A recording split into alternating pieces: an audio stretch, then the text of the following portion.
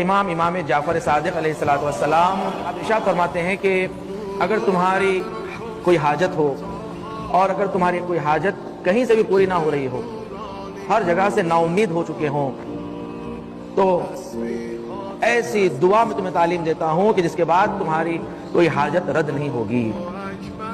اور یہ آیت اللہ مراشی نجفی کی وصیتوں میں سے بھی ہے۔ انہوں نے خاص طور سے وصیت کی تمام شیعوں کو اور مخصوصاً طلاب علوم دینی کے لیے، علماء کے لیے، اور یقیناً آیت اللہ مراشی نجفی بھی اس کے پابند تھے۔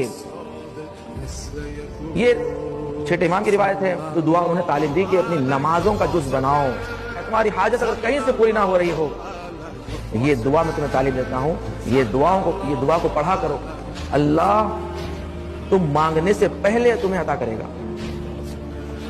اللہم انی اسألک بحق فاطمہ وابیہا وبعلہا وبنیہا والسر المستودع فیہا ان تصلی علی محمد وآل محمد وان تفعل بی ما انت اہلو ولا تفعل بی ما انا اہلو۔ امام فرماتے ہیں تمہاری دعا اگر کہیں سے پوری نہ ہو رہی ہو، یہ دعا پڑھنے سے تمہاری حاجت پوری ہوگی۔